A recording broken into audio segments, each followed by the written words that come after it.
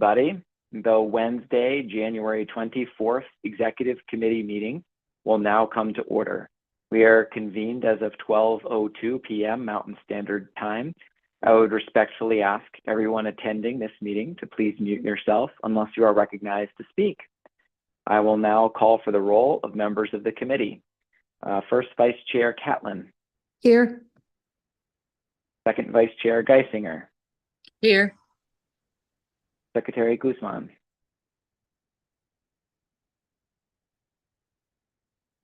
I am here, sorry.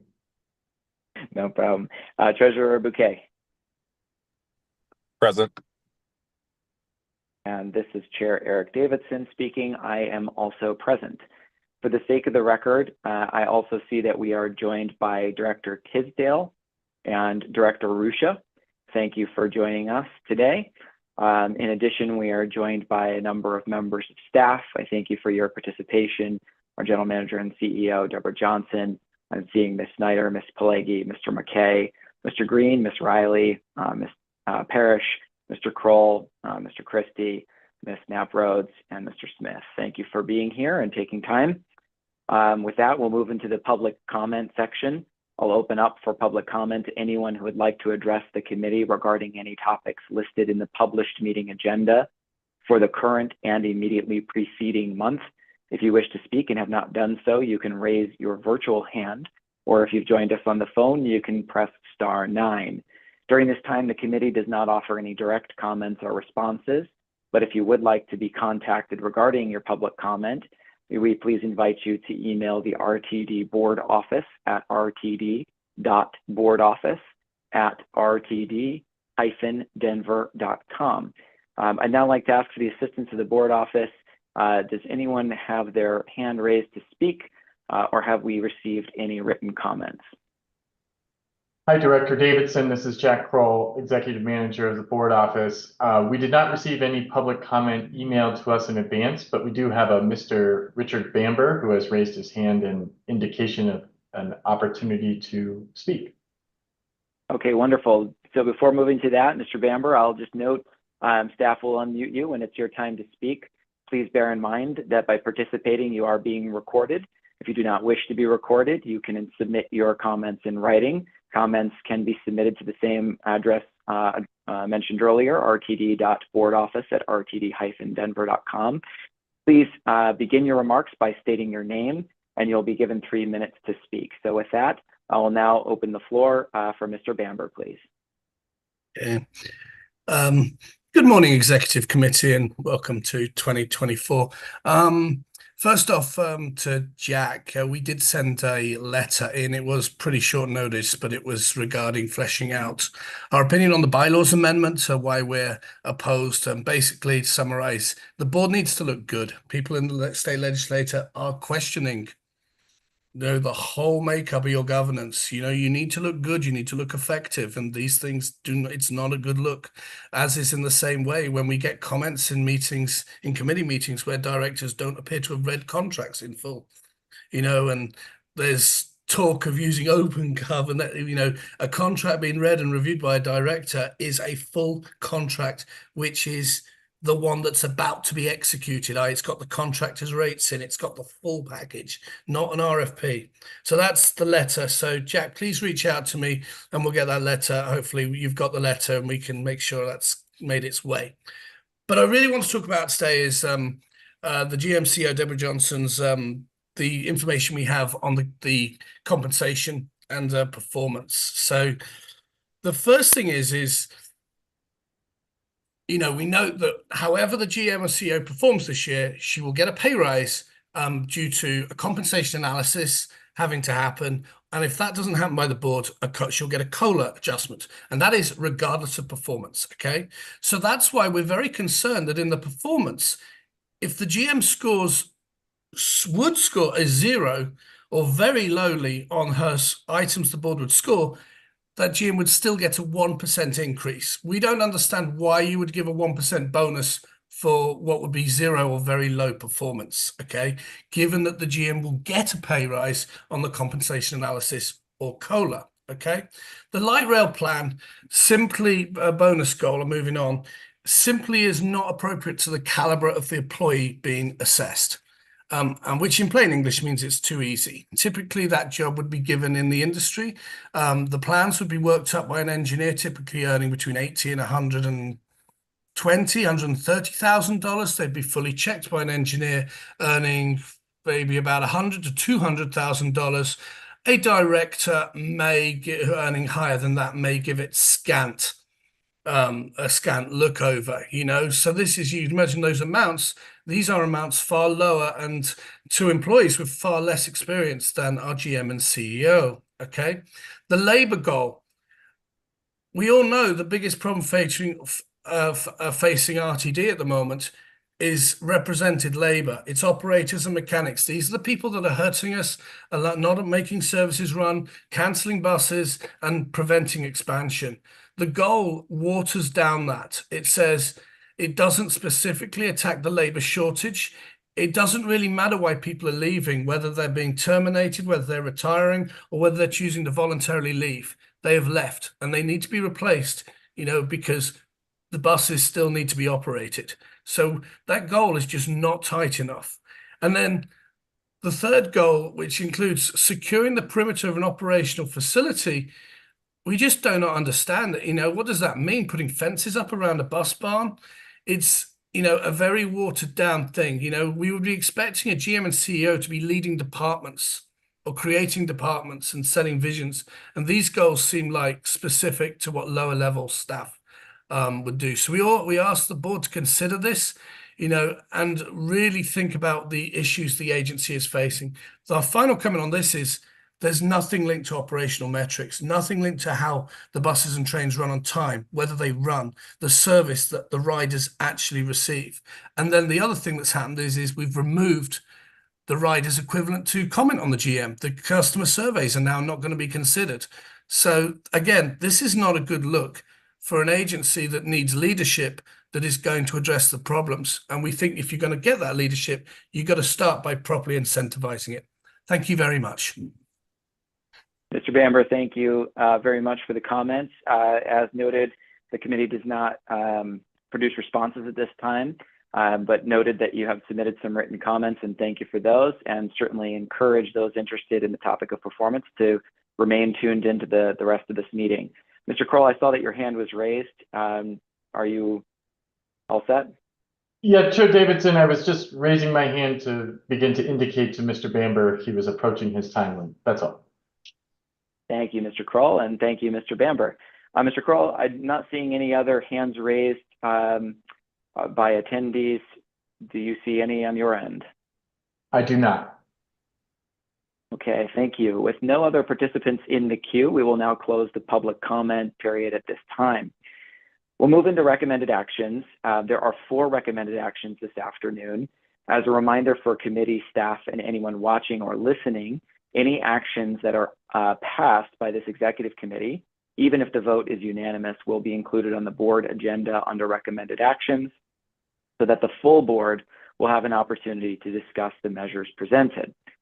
With that, the first action under consideration by the committee is for the 2024 General Manager and CEO Performance Assessment Framework.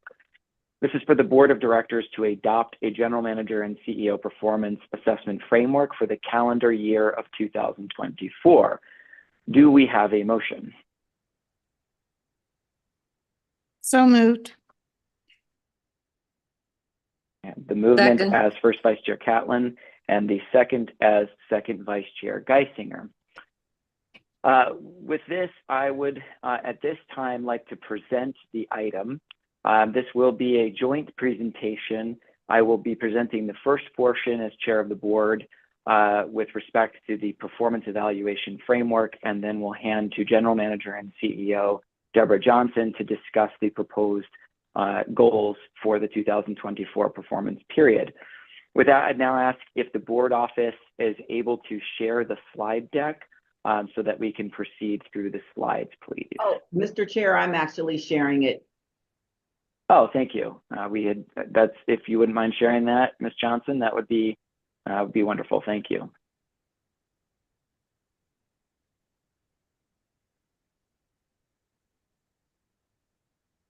Are you able to see the screen? No, we are not. Okay. Just 1 second. Sure, thank you.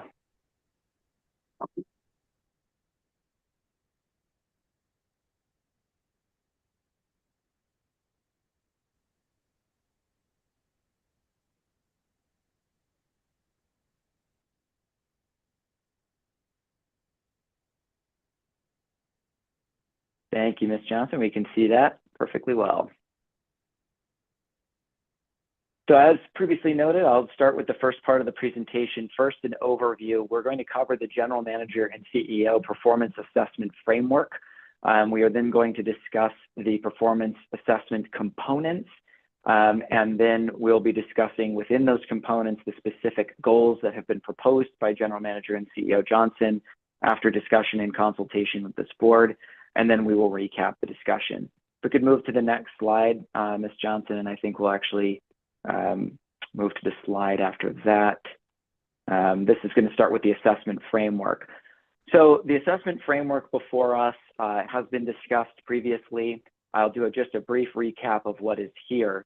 Building from the bottom, there is a yellow rectangle at the bottom that has agency performance metrics. These are performance metrics that the board would be using to measure the long-term trajectory of the agency in service of our mission. And this is an area where the Performance Committee had a great deal of discussion last year. We have traditionally been using Net Promoter Score measurements for employee ownership, community value, and customer excellence to measure our trajectory there.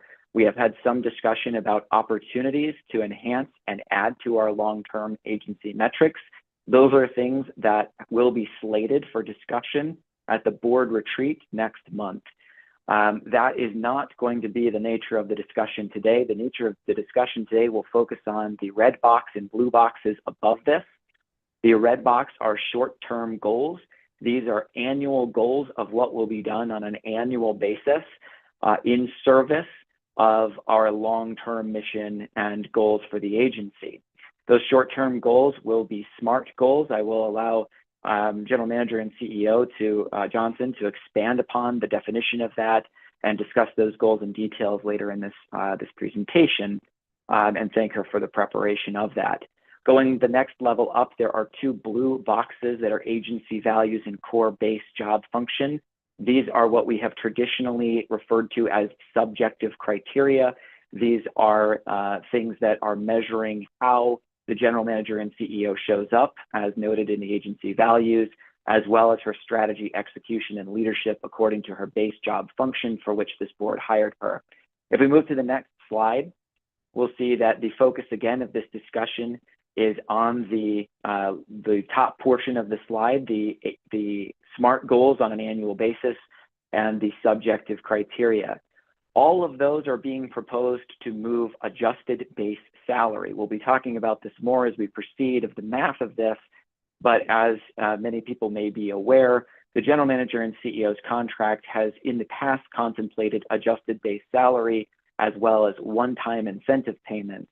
One-time incentive payments are most appropriate to be aimed at agency performance metrics and moving the metrics against which the public would measure the trajectory of the agency, and as this, by extension, board would be doing. The red box and blue box would influence the adjusted base salary, which is the movement of the General Manager and CEO through a salary band that has been adopted for the position. That's the area that we'll be focusing now and solely focused on adjusted base salary. If we move to the next slide, we'll get into, thank you for moving through the title slide there, Ms. Johnson. The proposed framework in front of us here is that the blue box, agency values plus core base job function, will account for 64% of the annual performance of the General Manager and CEO. I'd like to emphasize that we have a robust job description for our General Manager and CEO. You'll be seeing some of that later in the presentation. In looking at how we have traditionally measured the performance of the General Manager, there has been overwhelming support for her performance in that job function, but we've really focused primarily on measuring the agency values and a variety of objective goals. The desire moving forward is to ensure that we truly are measuring the base job function which really is how the general manager and CEO is engaging from a strategy, execution, and leadership standpoint on an ongoing basis.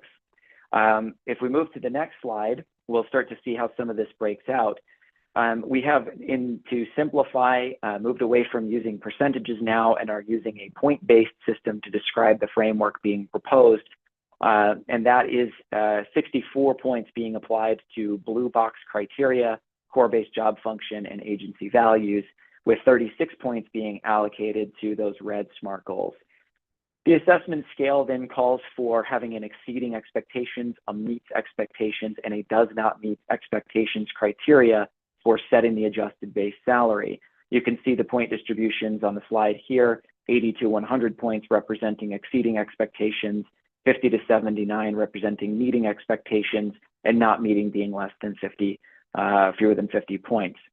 If we move to the next slide, we'll see how the proposed framework works in terms of math. So first and foremost, I want to call attention to the bullets underneath this table. What is proposed here, this board of directors did adopt a compensation philosophy last year. We also adopted a formal salary range, a base salary range for general manager and CEO positions. In so doing, we had adopted a pay for performance model in a flexible compensation philosophy structure. As such, desiring to move to a pay for performance model, the proposed framework is calling to eliminate the automatic uncapped cost of living adjustment, otherwise referred to as its acronym COLA or COLA, as well as to establish an annual performance incentive that is very well defined in the contract that runs from 1 to 7% adjusted base salary. Directors may recall that the negotiated current general manager and CEO contract has an uncapped cost of living adjustment set for the Denver, Aurora, Lakewood area using the U.S. Bureau of Labor Statistics Consumer Price Index, or CPI. Proposed herein is to create a concrete pay for performance model that now shows up on the table above. This is creating a scale that runs from 0 to 49 points for not meeting expectations, which would result between a 1 and 3.24% adjusted base salary, a meets expectations reaching 3.25 to 5.99% adjusted base salary, and an exceeds reaching from 6 to 7%. So that is the proposed framework. We'll understand a little bit more of the math as we see the proposed goals to follow. And with that, we can move to our next slide. And I want to touch on a very important point, which is that no later than October 31st, and this will appear in a future or to follow recommended action that we'll be seeing shortly after this one, the board, as part of that framework, would commit to conduct a total compensation analysis, as we had done several years ago with Gallagher Benefit Services.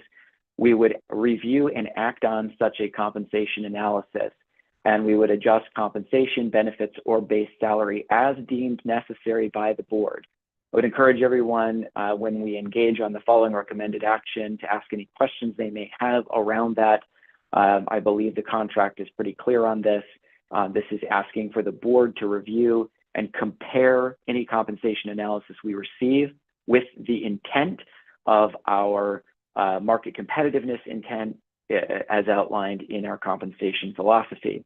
If we were to not complete the compensation analysis or if we were to not formally review that as a board, comparing that against the compensation philosophy, that would result in the return of an automatic cost of living adjustment, which would be capped at 5%, but ultimately be again set by the Consumer Price Index for Denver, Aurora, Lakewood. This would then be eligible in addition to the performance pay. Again, we'll have much more detail on that in a recommended action to follow, but it does have bearing on this performance framework we have created. With that, I'll be handing off to our General Manager and CEO, Deborah A. Johnson, to present to you the proposed goals pursuant to discussions with this board and the framework presented in the slides by me. So with that, Ms. Johnson, the floor is yours. Thank you very kindly, Chair Davidson. Good afternoon, members of the Executive Committee and other board members and all who are in attendance. I'm Deborah Johnson, General Manager and Chief Executive Officer. As indicated, I will continue on with the presentation. I will start by explaining in greater detail the core and base job performance that constitutes 64% of the performance evaluation for the general manager and chief executive officer. Recognizing the critical portion of my performance has to deal with the base job performance. What you will see on the forthcoming slides are excerpts from the chief executive officer's job description that members of the board helped create in support of this position recruitment that was done by a third-party entity.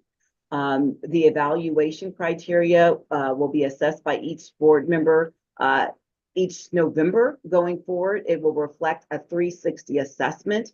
That assessment will be comprised of members of my team, external stakeholders, and other parties that will be identified collectively by myself as well as members of the board.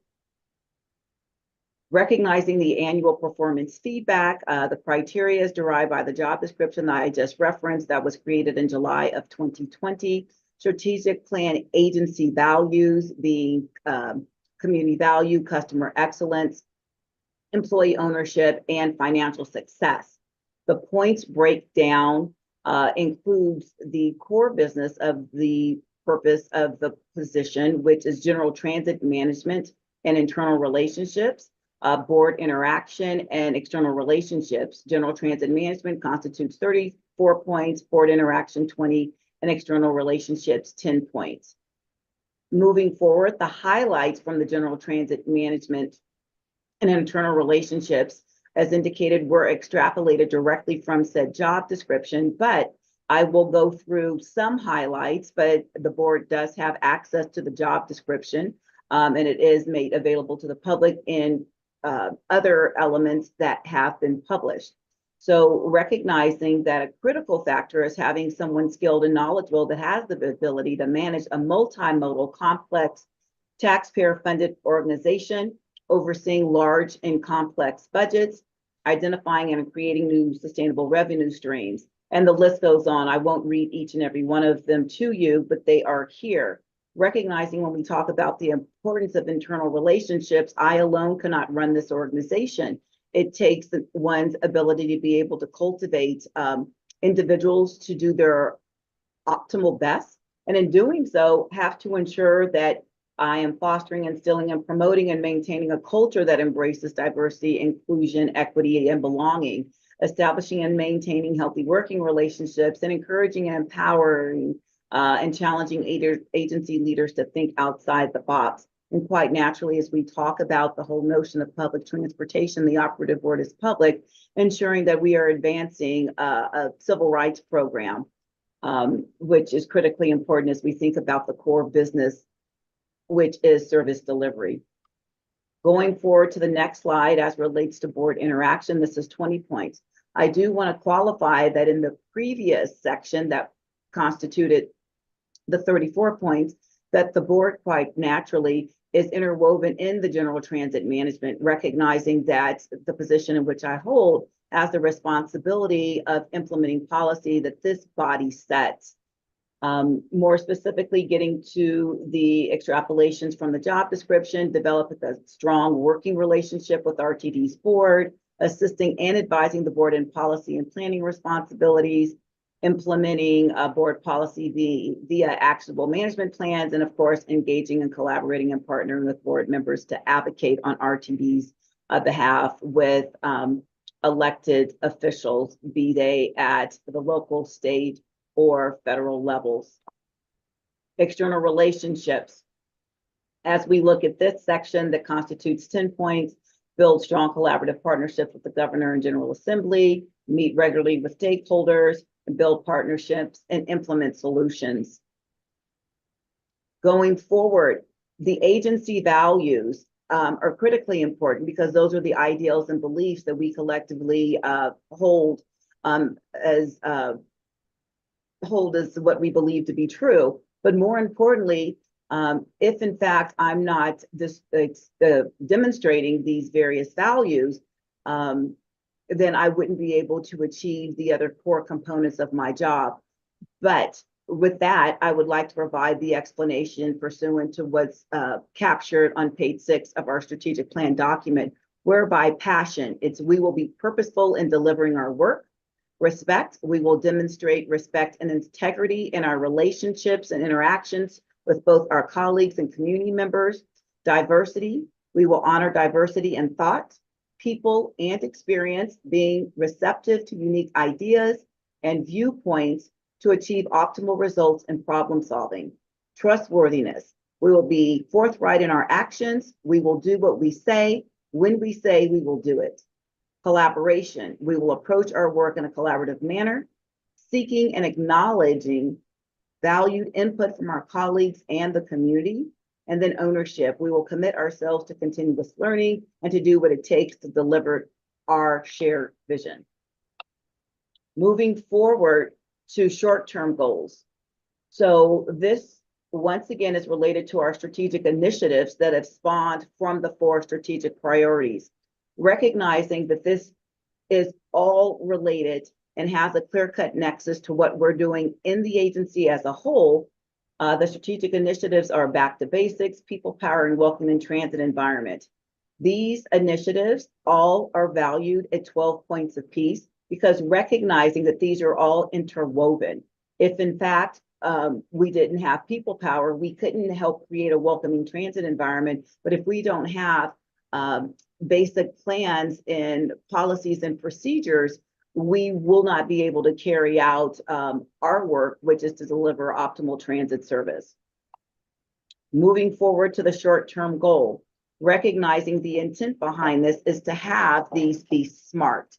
And what I mean by SMART basically is that we are seeking to ensure that they are specific, measurable, attainable, realistic, and time-bound.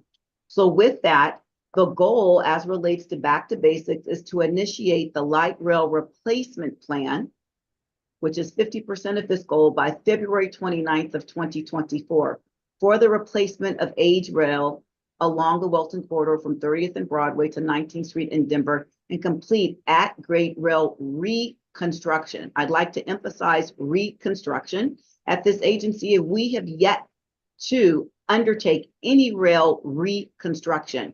What we have done in the past were short-term fixes where we have been focused on perhaps a segment of rail, and that has been removed and perhaps welded back into place. So this is reconstruction, and that's at 5 major intersections along the corridor in downtown Denver by September 30th.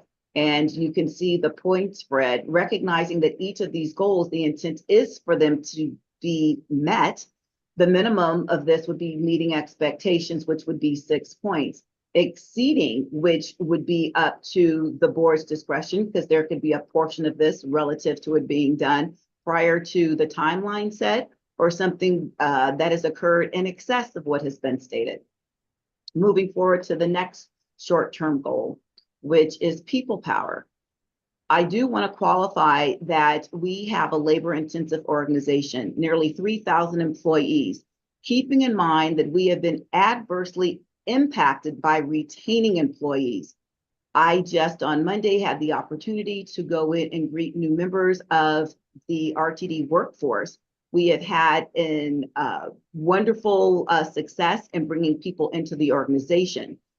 Hiring does not appear to be the problem at hand, it's retention. So with that being said, this SMART goal is to create by June 30th of 2024 an employee-centric culture framework that reinforces the performance and corresponding cultural norms that directly align with the agency's vision, mission, and values, and additionally design and implement employee retention strategies, resulting in a 3% reduction in voluntary employee turnover within the first 12 months of employment during the period commencing October 1st, 2023 through September 30th, 2024, as compared to the prior 1-year period. I want to stress that this is clearly important because oftentimes as I engage with a myriad of different audiences, there are suggestions put forward about developing workforce development plans and things of the like. I would like to commend members of our staff We do have robust workforce development plans. We bring people on board. We have very detailed training programs, but it is ensuring that we are cultivating an environment where people are able to do their job. And this segues nicely into the next short-term goal, which is a welcoming transit environment, because what we have gleaned is that when we are hiring people, the work environment may not be optimal because often they're assaulted and they're out in their mobile offices, and that does not make for a welcoming working environment. So with that, the next short-term goal that's valued at 12 points is to vigorously pursue the passage of legislation during the 2024 regular legislative session regarding enhanced penalties for assaults on transit workers, which constitutes 50% of the goal, and by the end of April 30th of 2024, develop a project plan to secure the perimeter of one major operational facility and implement enhancements by November 1st, 2024. I'd like to be clear that this goal is more than establishing fencing around a facility, recognizing that we are dealing with societal problems at large. Oftentimes, people are seeking refuge in public rights of way. We have had issues whereby we have had trespassers on said right of way, and our employees have been adversely impacted at their workplaces, i.e. they have been subject of criminal activity and vandalism, stolen cars, assaults, and things of the like. So wanted to provide a little more clarity as it relates to what this goal entails.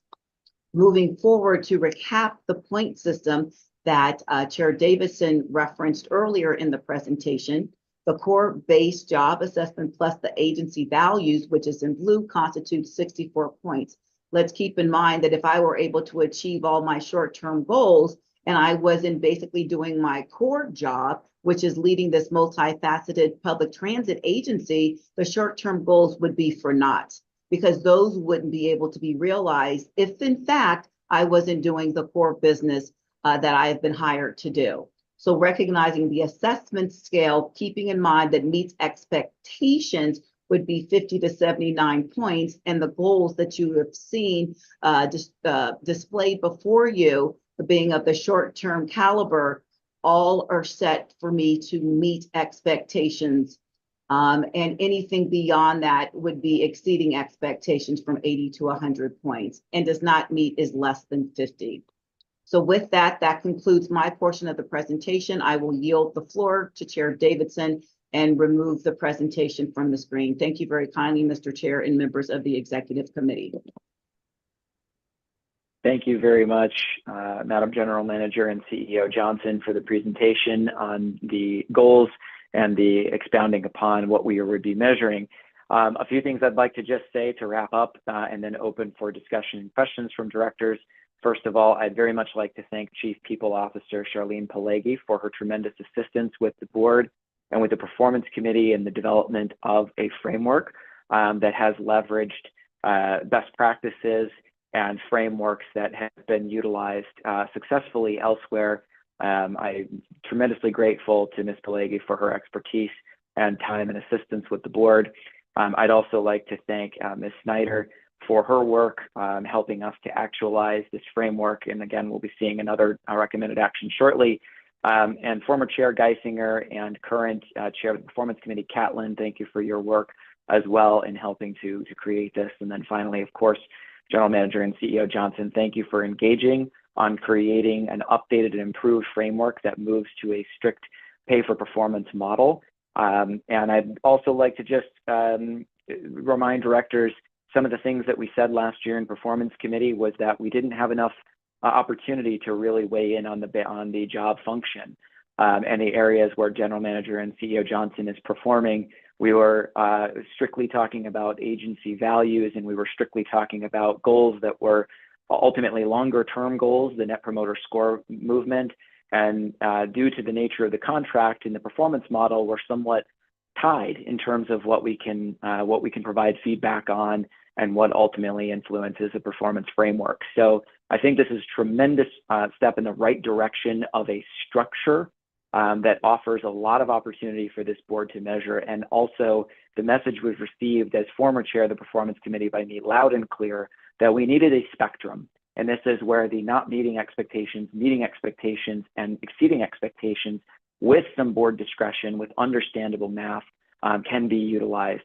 And also where a 360 review can be utilized to really expand the input that we receive around the job that's being performed by our general manager and CEO. So with that, I thank everybody for your work and patience on this. It's been a long time in the works and coming, and I think is an important step in the right direction of moving to a good framework that's very data-driven. And with that, I will open up for questions and discussion, first to executive committee members. Secretary Guzman, please, the floor is yours. You're on mute, sir. Thank you for the presentation and the information. I just Oh, you have gone back on Sorry. mute. Sorry. Yeah. I just want to make sure that we will be able to complete a timely contract to be able to do the compensation analysis and complete that work by October, because it needs to go through the board as well. And so there's the two parts, right? Like do the study, get it done, and have the analysis, put that through the board and make any changes. Are we confident that that is going to happen? And I'm not worried about it particularly. I just want to make sure that there is confidence that that can be done on time. Secretary Guzman, thank you for a very important question on that, and one that we've had some assistance from Chief People Officer Pelegi on. If she is available, I'd invite her to comment on the practicality of achieving it and what would be involved. Chair Davidson, Charlene Pelegi, Chief People Officer. Yeah, that's a great question. Director Guzman, yes, this activity, in fact, I've already engaged a conversation with the executive manager of the board office. We've already had a preliminary conversation. Should the board wish to proceed in this direction, that we would actually start that work to secure an external third party to do the compensation market analysis, as well as the work on developing a custom 360. Additionally, depending on, that may in fact be able to be comprised in one recruitment activity, because you are looking, there are firms and HR professionals that could do both activities. And so the suggestion would be that activity would start if it were to be approved in February, and I see no issue with getting that recruitment through. My experience would be the compensation analysis should not take more than roughly 30 days because you are looking at only one position. And as well, the custom 360 would really be dependent, and there would require a commitment from the board who would be directly engaged with that third party to establish the criteria within the 360. So long as everyone is committed to those timelines, again, that can be done within a few meetings.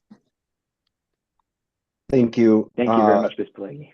I guess just as an aside to that, Chair Catlin from the Performance Committee, as a member of that committee, can we please make sure that's on the calendar for the workflow?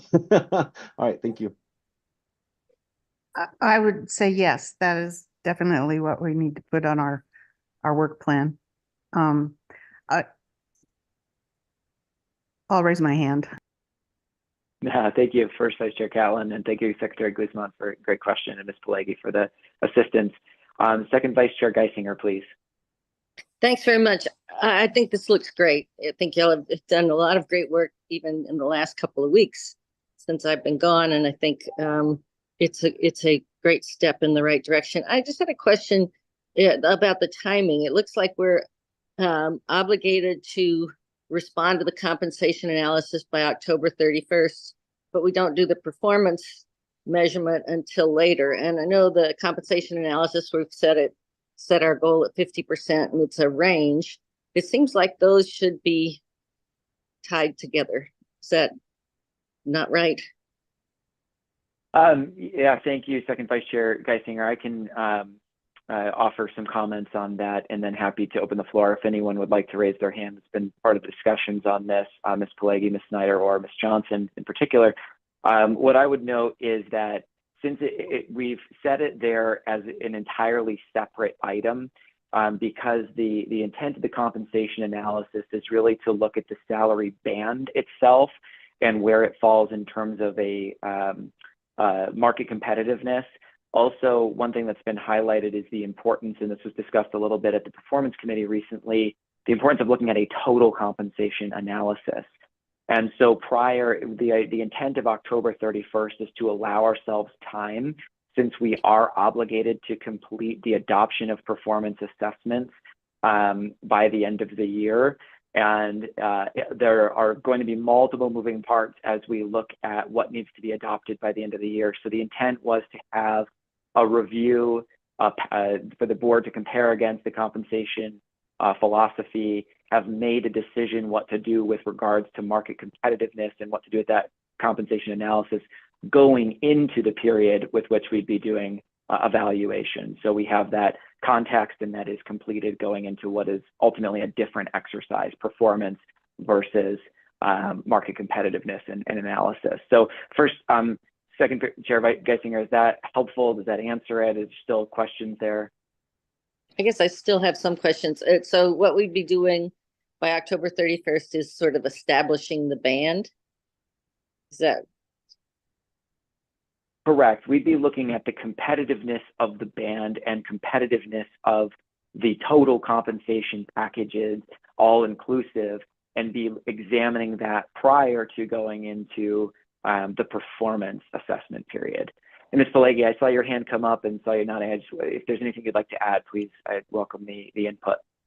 Sure. I would just, they are two separate, as Chair Davidson has said. I think that's well understood, that there's the compensation analysis is really to just ascertain where we are. So that band was established, it was recommended by Gallagher, it was aged by a trend factor, and the analysis is just to, go out to the market and make sure, as per the compensation philosophy would be done annually, that we are where we think we are. And I will just go out and say that, the hope is that we age the band appropriately, and it may come back that the band doesn't need to be adjusted at all.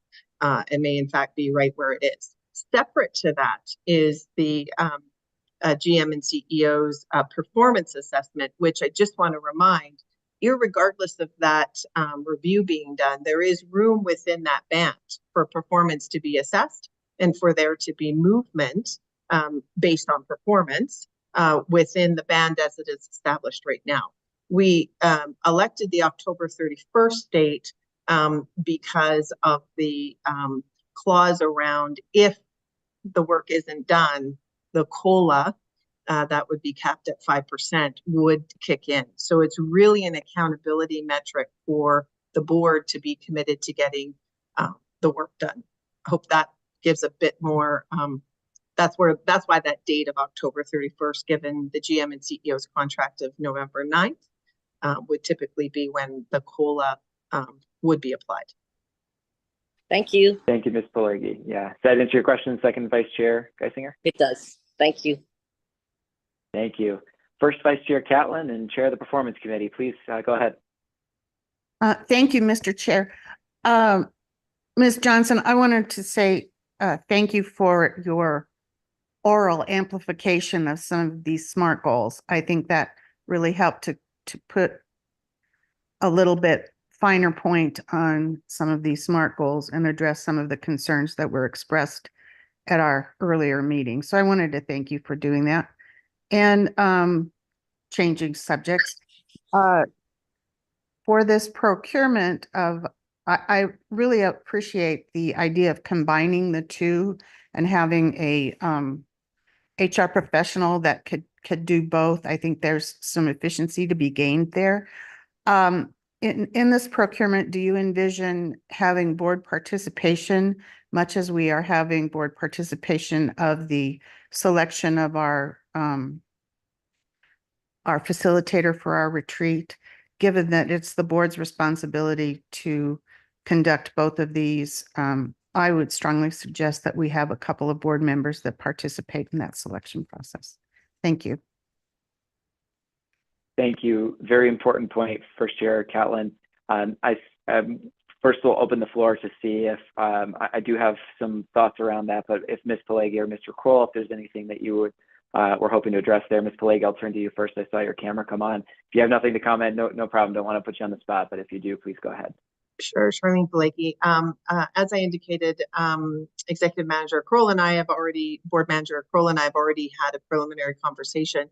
We discussed that exact piece, and in fact indicated that there absolutely would need to be representation by the board. This would be a board contract. This is the board hiring an external third party to work with them to establish these two, the range, the total compensation, and so absolutely, I think what would be up for discussion would be the size of the committee, and then of course the board would decide who should be representative on that committee. But we'd already had that preliminary discussion. Thank you very much, Ms. Pelleggi. And I'll just add, that's a perfect time to add that I'd like First Vice Chair Catlin to discuss this with the Performance Committee and the work plan and identification of those members, and for the Performance Committee to carry that. And would also ask Mr. Kroll, and thank you for engaging in those discussions with Ms. Pelleggi, to please assist with the solicitation of feedback from board members that are not involved in Performance Committee, and so we can ensure to get all of that input. I think we can really work together, and certainly my preference would be that the Performance Committee would carry that very topic. And thank you, First Vice Chair Catlin, for raising it. I think it's a critical one. Does that answer your question, or do you have any further comments on that, Director Catlin? I do not. Thank you very much. Thank you. I'll now open the floor for discussion or questions from any other directors that are present that are not on the executive committee. All right, seeing none, I'm now going to, oh, sorry, I see Director Arusha, please go ahead.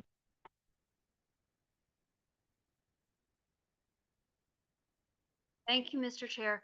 Are we allowed to ask questions on, I guess I need a point of clarification, since there are a couple of recommended actions on the agenda. Can we go, are we talking about specifically these goals, or are we also talking about the other items? Yes, thank you. And Sorry, good reminder that there are some, yeah. Yeah, no, thank you. I'll answer that. If we could keep the current discussion or questions focused on the goals themselves and the framework, then we'll move on to our next recommended action, which is the General Manager and CEO contract amendment. So the questions now would be on the goals and the framework. Okay, thank you. I'll save the one. I'll save the others then. So on the goals, on the first goal related to downtown light rail replacement, it says both Welton Corridor, and then it references 5 major intersections. And I was just seeking clarification if we're talking about intersections on the corridor, or if we're talking about the downtown loop. Thank you. Ms. Johnson, would you like to please chime in on that? Thank you very kindly, Mr. Chair. Thank you, Director Arusha, for the questions. There are the 5 intersections. Hold on, let me grab the information so I speak with the point of clarity.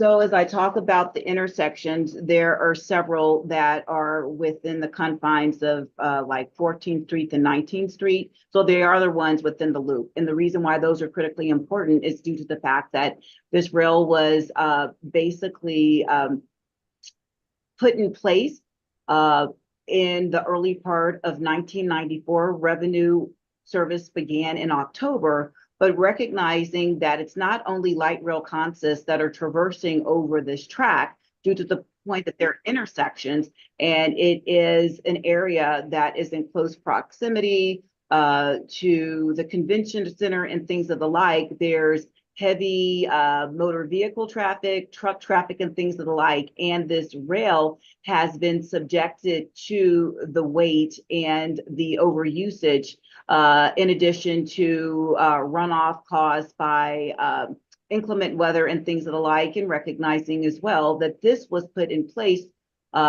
in the early 90s, and there's been a lot more advancements relative to regulatory compliance, things that we need to do from a drainage perspective and things of the like. So to answer your question, yes, those 5 intersections are along like Stout in California, running in the area of the downtown loop. If I may, Thank you, Mr. Ms. Chair. Johnson. Director Ruscia? Sorry. Thank you. Thank you for that clarification. I also noted there were 2 different, well, of course, there's the date of initiation of a plan for Welton Corridor, and then there was reference to downtown Denver at a later date. But I just wanted to make sure we are talking about 2 separate areas of track. If I could make a comment on this one, I personally am a little bit concerned, and I have this concern generally with how we have done the point spread, is that we have not identified before we sign this contract what exceeding expectations means, or meeting expectations or not meeting expectations. I think, we can agree meeting expectations is the February and the September date, but we don't have a measurement by which we can say we exceed expectations. And so if a capital project ends up being completed, a few weeks early or a month early, I personally would be uncomfortable with paying more for performance for things that are largely outside of our control. And that's also just a general comment that I had for our other goals as well. We haven't set a rubric, and we haven't given examples of what it means to meet expectations, exceed expectations. And because we're not working, except for perhaps goal number 2, we're not working with baseline data. I think it is important for us to do that. Because we don't want to be subjective in this review where we can help it. As the chair has noted, these should be data-driven decisions. I did have another question / comment, if I could, Mr. Chair, on another goal. Please go ahead. Thank you. On the welcoming transit environment, it says, to vigorously pursue the passage of legislation. And, I recognize that these amendments have been inked and this is an up or down vote, but I did just, I wanted to express that I feel it is important to say pass legislation and not vigorously pursue legislation. When I was a full-time lobbyist, I had SMART goals, and, pass was the expectation for me. Additionally, I'm not sure what enhanced penalties for assaults on transit workers means. I feel like the language is a little too soft. It's not measurable, missing the M in the SMART. And I would have liked to see a little more detail there. Of course, legislation can change as it's going through the process, but I don't think that, I don't feel that the board has adequately described what it is that we are seeking in terms of legislation. And so I just wanted to air that concern. Finally, I know, Mr. Chair, you said that some of these things will be worked out at our retreat and afterward. But again, I do think we're running a little bit of risk in, signing these contract amendments and then negotiating afterward what some of those details mean. So again, this is not to knock anyone on performance or a chair or a previous chair. I know this has been a lot of work, but as this is a whole body decision, I just wanted to I just wanted to express those things, as we move forward. And then finally, I had a question, if I could, about the 360 review. So my understanding is that all 360 reviews are customized, but what is not clear to me, and I'd really like to get this clarification before we vote on Monday is, or Tuesday, excuse me, is who is going to be part of the 360 review? Is this going to be just senior leadership? Is board part of the 360 review? Will our review be separate? And really, who decides who can provide that feedback? Is this something the board has to vote on, or performance committee decides? But just some insight into how that is going to be constructed, I think would be of benefit. Thank you, Director Arusha. Regarding the question on 360, I'd like to call on Ms. Pelagi, if you wouldn't mind expanding upon the 360 review. And actually, before doing that, Ms. Johnson, I see your hand went up. Do you have a comment you'd like to make about the 360 review? Yes, I would, Mr. Chair. Thank you. And Ms. Pelagi can speak to 360 reviews and the customization, and I'll yield the floor to you to talk about the involvement. But recognizing that my role, as you can clearly see by the different elements that put forward relative to my core-based job description, I interact with a multitude of people. And when we talk about the leadership team, not only do I have the leadership team report to me, but there are other critical positions within this organization as the accountable executive as defined by the Federal Transit Administration, in which the general manager and CEO is. I would have individuals such as our chief safety officer. I would have our civil rights director, in addition to our DeBello being this Advantage Business Enterprise Liaison Officer as specified by the FTA, because there's a dotted line reporting to me, for example.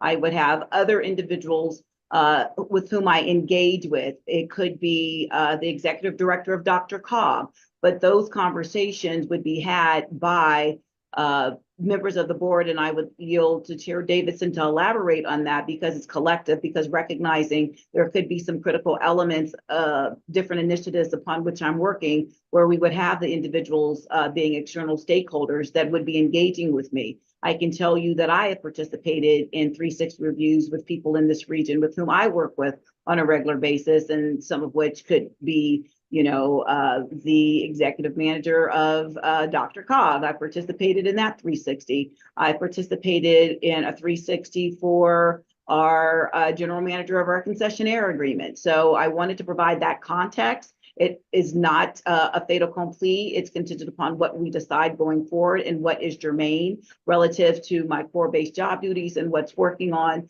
But for instance, it would be impractical to say that we would have a bus operator out of division, out of the Platte division opining, because that's not somebody with whom I work with directly. So I just wanted to qualify and provide that input to all of you all. So thank you very kindly, Mr. Chair, for the opportunity to share that. And I will yield the floor to Ms. Pelagi to speak more specifically about the 360 framework. Thank you, Ms. Johnson. Ms. Pelagi, please go ahead. Thank you. So with respect to customize, so respectfully, all 360s are not customized. You can order a 360 through a website and it's just a standard 360. What you customize, which might be what you're referring to, Director Arusha, is who would be the evaluators. That is very specific. And so you do customize that. In this term, using the verbiage of customize, is that the intent would be that the board actually would be customizing, along with input from the GM and CEO, the actual questions. So we have in that component, there's values. There's also the base jobs, so strategy, execution, and then there's if we just focus on those, what questions would the board like to see that would reference, you know, how the GM and CEO would be showing up demonstrating those values. Our values are unique to RTD, therefore the questions would have to reflect those values as well as the job. I'm going by memory, but quickly, the job description has very clear criteria, areas of focus. One would be board interaction. So again, what would the board like to see for those questions that the reviewers would respond to? What does board interaction look like? What does external relationships? And then of course, the day-to-day management and execution.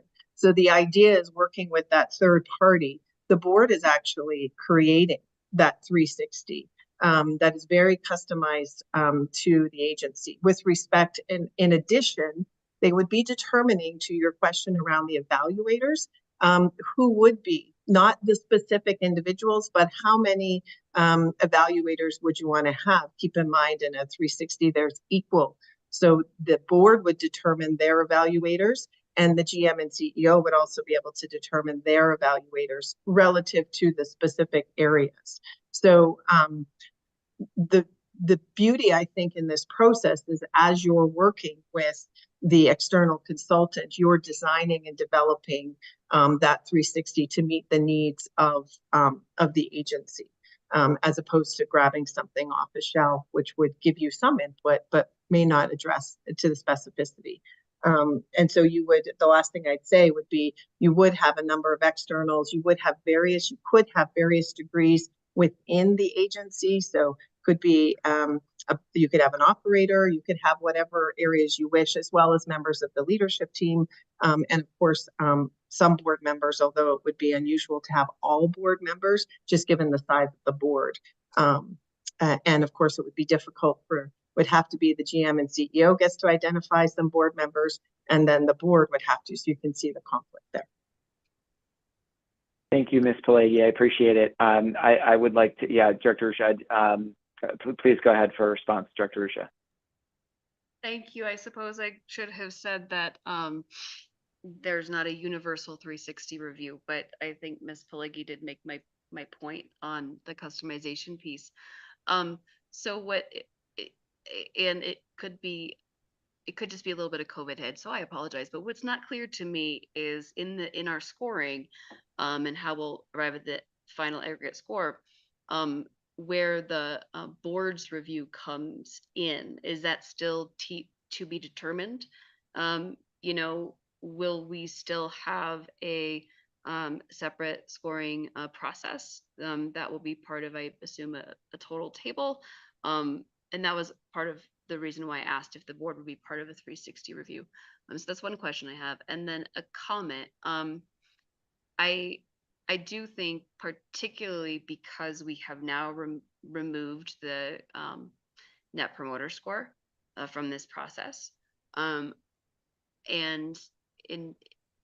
also the customer, when we talk about management performance and that evaluation framework, I actually do think it is important, and it could be random sampling, but I think it is important for this to also go out to some rank and file employees and other employees in the organization that might not work as closely with our GM CEO, because ultimately she does set the culture, and she does manage those staffs that manage other folks.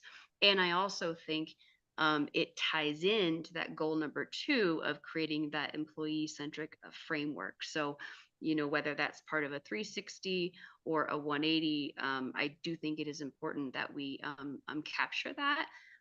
So, because I also think that will help the board as well in our policy goals, our collective goals, in terms of our strategic framework.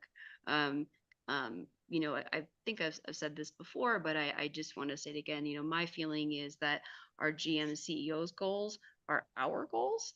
And, you know, while ultimately, you know, she is our GM and our leader, we do have a co-governance model and a co-leadership model. And so we need to take equal responsibility for all of these, for any results that come, whether it was last year's Net Promoter Scores, this year's goals, or any other framework that we might be you know, constructing in the future. So thank you very much for your time and answering my questions, and I really appreciate the conversation. Thank you, Director Rucha. Appreciated feedback, and certainly this will be coming back in front of the full board for approval at the following Tuesday, should this pass by the committee. And with that, we do have quite a few things on the agenda, so I'm going to go ahead and call for the vote on this recommended action. So are there any no votes on this recommended action from our executive committee members? Mr. Chair, I think we should note for the record that Yes.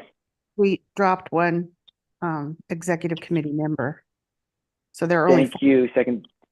Yeah, thank you, First Vice Chair Catlin. I'm just noticing that as well. So I'm going to do a quick roll call vote for the yes or no. First Vice Chair Catlin, Yes. Second Vice Chair Geisinger, Yes. Secretary Guzman, Yes. Treasurer Bouquet, are you there? And this is Chair Davidson. I am a yes. That's 1 absent and 4 yes votes.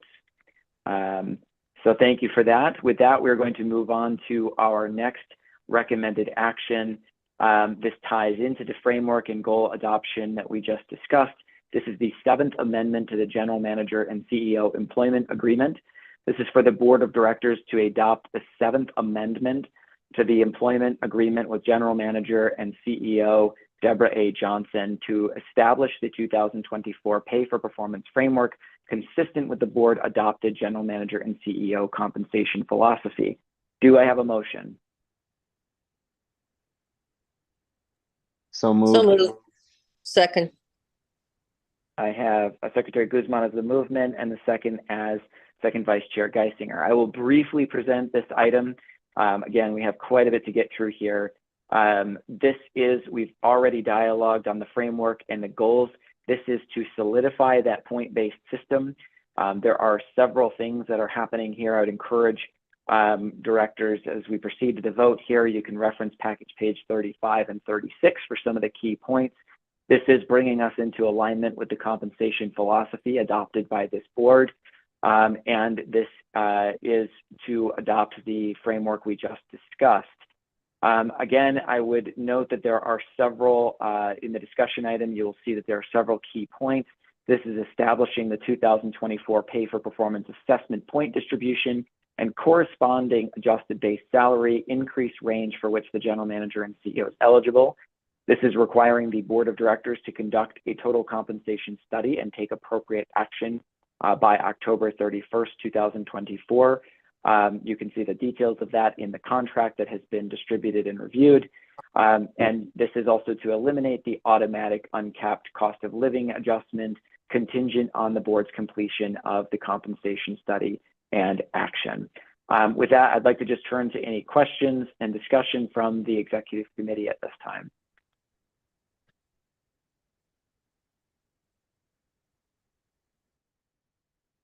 Okay, seeing no questions or discussion.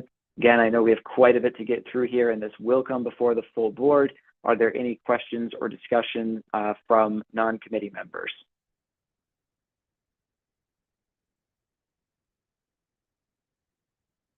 Okay, seeing none, I'm again going to call the roll vote so we just make sure that we know who we have here. First Vice Chair Catlin. Yes. Second Vice Chair Geisinger. Yep. Secretary Guzman. Yes. Treasurer Bouquet. Treasurer Bouquet is absent. And then this is Chair Davidson. I am also a yes. That again is 4 yes votes with 1 absent. Thank you very much. With that, we are going to move on to our third recommended action. This is a bylaw change to create annual committee work plans. This is for the board to amend the bylaws to add Article 6, the committees of the board, Section 4, work plans, to create work plans for each standing committee. Do we have a motion? So moved. Second. I have the movement as First Vice Chair Catlin and our second as Second Vice Chair Geisinger. With that, Mr. Kroll, first of all, our board office executive manager, I'd like to say thank you for your work on this. Thank you for helping us move this forward. I think this is a way to bring some discipline and some structure to the smaller committees that we have adopted, and it's a continued evolution of our new committee structure. So thank you, Mr. Kroll, for your work. And with that, I will turn the floor over to you for presenting this item. Thank you, Chair Davidson. This is Board Office Executive Manager Jack Kroll here. I just want to real quickly highlight one change that came forward on this relative to the discussions that occurred at the Executive Committee meeting earlier this month and at the committee meetings as well, there was some open-ended question as to how changes would be made to these work plans once approved by the committees. And I've added some language here at the end of the bylaw, the proposed bylaw change, that states adjustments and additions to the work plan can be made by the committee chair in consultation with the committee vice chair and responsible RTD staff. And I think that that language addresses the concerns around directors had around how changes get made to these work plans once they're approved, and ensuring that that change process isn't overly onerous.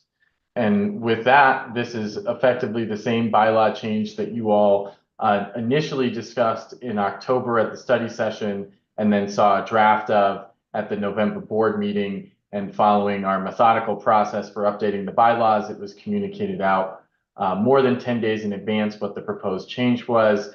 And this, should the executive committee recommend it for action by the board next week, would require 10 votes. That is not changed, even though the board sits at 14 members, you would still require 10 votes to adopt a bylaw amendment. And with that, Chair Davidson, I'm happy to take any questions, and I yield the floor back to you. Thank you very much, Mr. Kroll. And also thank you to our second vice chair and former chair of the board, Geisinger, for her work preparing this as well in conjunction with Mr. Kroll in the board office. We'll go to questions and discussion. I see first vice chair Catlin first. Please go ahead. Thank you, Mr. Chair.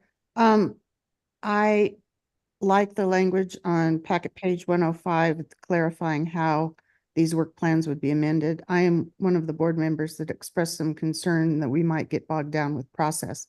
And we want to make sure that this is a guiding document for the committee to complete its work. So thank you for that clarification and the amendment. And I'm happy with it as it stands. Thank you. Thank you, First Vice Chair Catlin. Other questions or discussions from anyone on the board, committee, or otherwise? All right, again, I'd like to say thank you. I think this is definitely the definition of let's not let perfect be the enemy of good. We can create these work plans, work with them for the year, see how they work. This gives an opportunity for the chairs to engage their committee members to ensure priorities are agreed to. There's consensus around priorities. I really look forward to seeing how this takes shape and evolves in the years to come. So thank you for the work. I'll go ahead and call for a roll vote again, starting with First Vice Chair Catlin. Yes. Second Vice Chair Geisinger.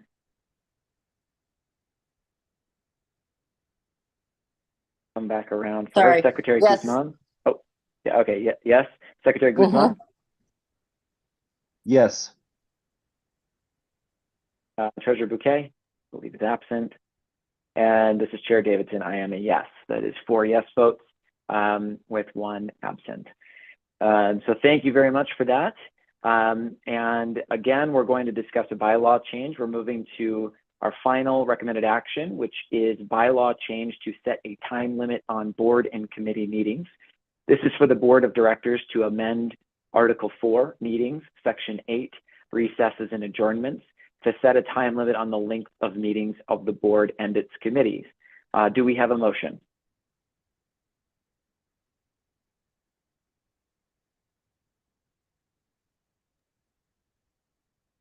We have a motion to proceed with the recommended action. So moved. The movement is second Vice Chair Geisinger. A second? I'll second.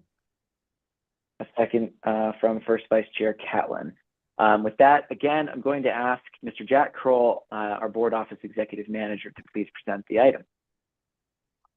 Thank you, Chair Davidson. Jack Kroll, Executive Manager of the Board Office here again. I'm not going to share my screen on this one, as there's no new language that's been inserted to this since the last time you all saw this.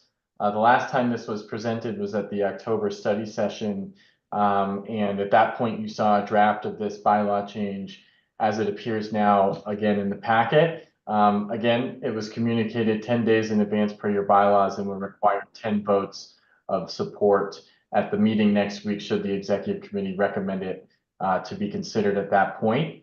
One thing that I will note is that I did share out some additional information on the times for the meetings this year via email. And there were a number of meetings that exceeded 4 hours as well as 3.5 hours. Should be noted though, for those meetings, many of them had an executive session attached to it. And so as you consider this, that data is available and it will be included in the packet that goes out next week to the full board as well. Wonderful. Thank you, Mr. Kroll. With that, I'll open up for questions and comments. I would like to state for the record, I am going to be a yes vote on this. I have thought about this given some of the dialogue that we've had. I just wanted to be crystal clear that, again, I think this is, as with anything we do, we can test things and see how they work. From my standpoint, I think as the board considers this, if we have critical business that is taking us a while to get through, we can always move to extend the meeting and ensure that we complete that business. But for me, this is as much about meeting preparation and the discipline that goes into that preparation to make meetings as efficient as possible as anything else. So I am in support of this, and it really has to do with the meeting preparation and the idea that there is flexibility to, of course, extend a meeting to conclude any critical work of the people. But that I'll open up for questions and comments from other directors.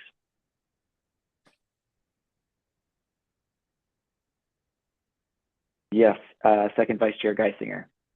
Yeah, I wanted to say that I agree with what you're saying. I don't think anybody's trying to limit our meetings without getting our work done, and this still allows us to do that. So I'll also be a yes. Thank you for the comments. Other comments or questions from committee members or other directors?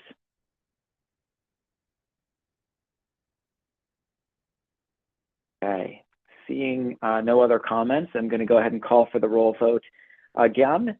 First, Vice Chair Catlin. Yes. Second, Vice Chair Geisinger. Yes. Secretary Guzman. No. Treasurer Bouquet. And this is Chair Davidson. I am a yes. That are 3 yeses, 1 no, and 1 absent. Secretary Guzman, I see that your hand is up. Did you want to make a comment? Okay, no problem. Mr. Kroll, please go ahead. Director Davidson, I just want to draw your attention to the fact that Treasurer Bouquet joined just after the vote on that last issue. Thank you. Treasurer Bouquet, thank you for joining us. We just finished a vote on the bylaw change to set a time limit on board and committee meetings. Treasurer Bouquet, would you like to vote yes or no on that? I am a yes, thank you. Okay, thank you. Let the record reflect a correction to what I previously noted, that has 4 yes votes and 1 no vote, the 1 no vote being Secretary Guzman. Thank you very much. With that, we are going to move on to our January board meeting agenda review. Is there a motion to move the January board agenda to the board meeting on January 30th? So move, Bouquet. Second, Guzman. I have the movement as Treasurer Bouquet, the second as Secretary Guzman. Thank you. I have 2 items I want to bring up before we approve this agenda. First of all, the board report for the committee assignments will be updated prior to the packet publishing for the board meeting. The board report included in this packet does not list the committee assignments, so that will be updated. Second, I want to note and let everyone know that I will be adding to this agenda a proclamation for former Director Kate Williams. We will be reading this proclamation and celebrating Director Williams' 7 years of service to this board. And immediately, that will be immediately following the public comment portion of the meeting. So with that, I wanted to highlight that important proclamation will be added to that agenda. That's something I would like to move forward. That being stated, with the current agenda published in the packet that you have, noting that the committee assignments will be updated and noting that I will be adding the proclamation for former Director Kate Williams. Are there any discussion or questions with regards to the agenda?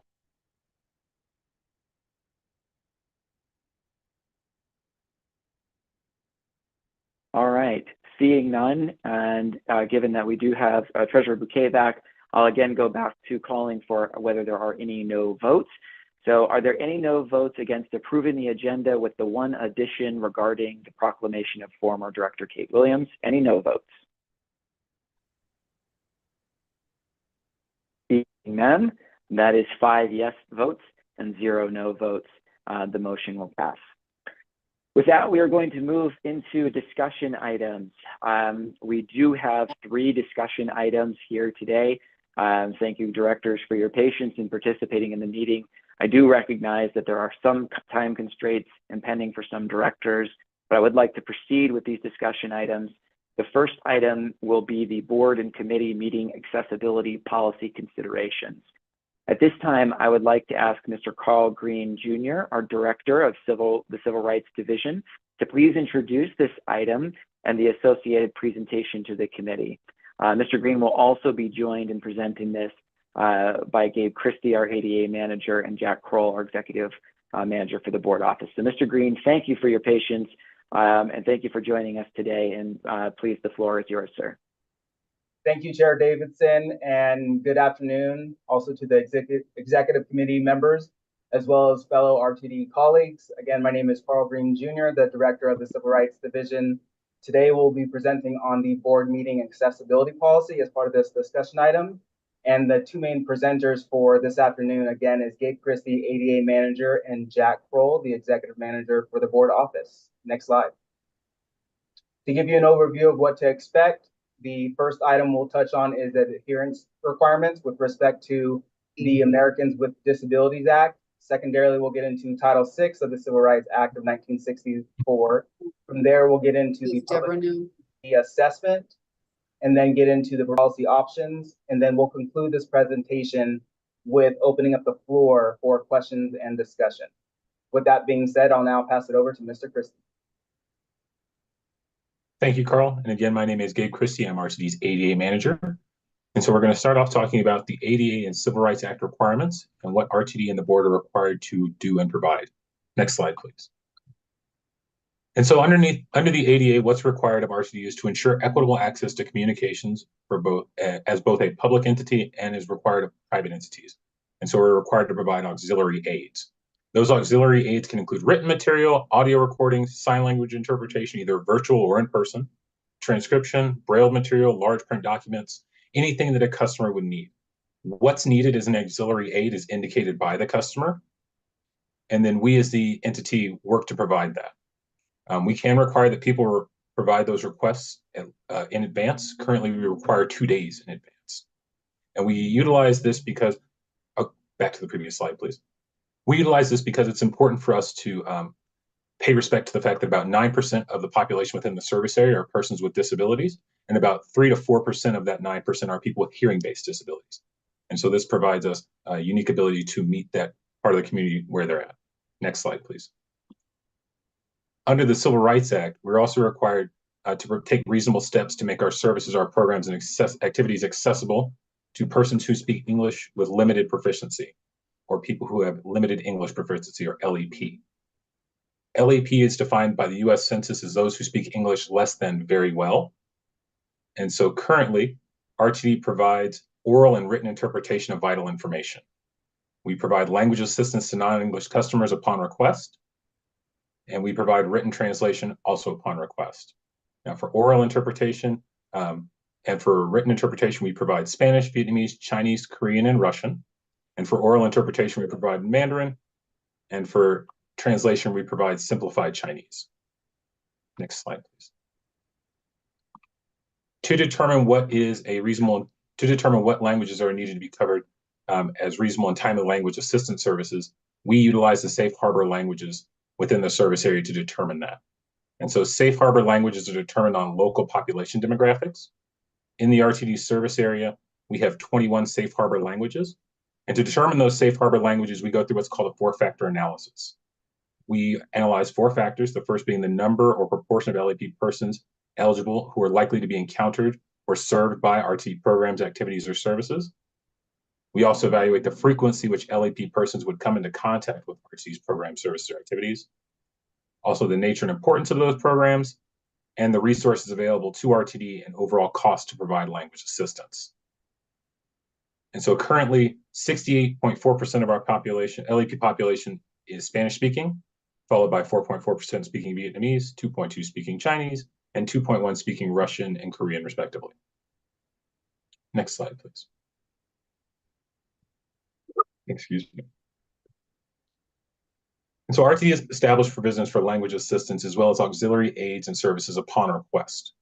Currently, RTD member meetings and agendas are published with the following notice. And it's that we ask that customers contact us at least 48 hours in advance of RTD meetings by calling the number indicated on the slide. And we provide language assistance, sign language interpreters, assistive listening devices, and those documents in alternative formats. But we're not limited to providing those as well. Whatever the customer would indicate, we ask that they let us know 48 business hours in advance. Next slide, please. And so we also took the time to evaluate what other public agencies do and to assess the other local governments and regional transit agencies. And so shown here are 6 transit agencies which we evaluated. We'll start on the top left, and that's Capital Metro.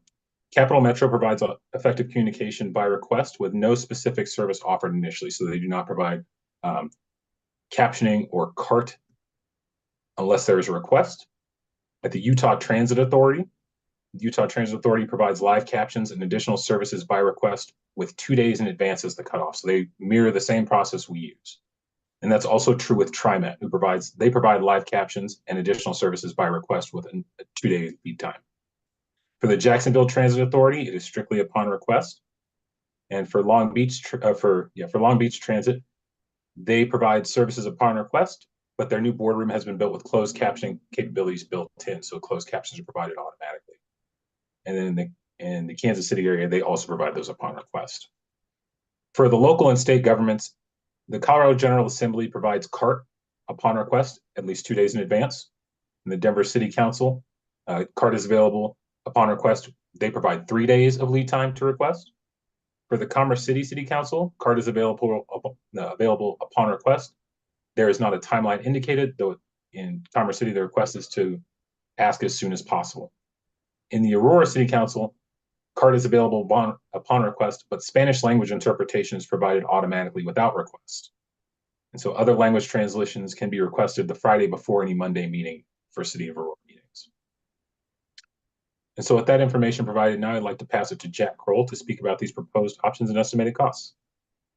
Thank you, Mr. Christie, and thank you, Mr. Green, as well, for the introductions and for your assistance in pulling this together. I enjoyed working on this project with you and look forward to getting direction from the staff and collaborating with you, or excuse me, getting direction from the board and collaborating further with you all based off of that information.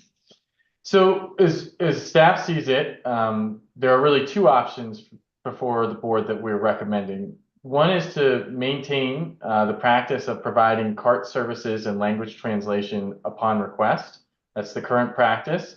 I think it would be, even if that's the route that's chosen, it would be beneficial to put this down in a policy so that it's well understood and that we can share it out. And also, one of the things we found as we surveyed our fellow peers in local government and across the transit landscape nationally is that very few agencies or governments have this written down in actual policy. And so this will allow these types of opportunities or these obligations rather to live on further once they're down in policy.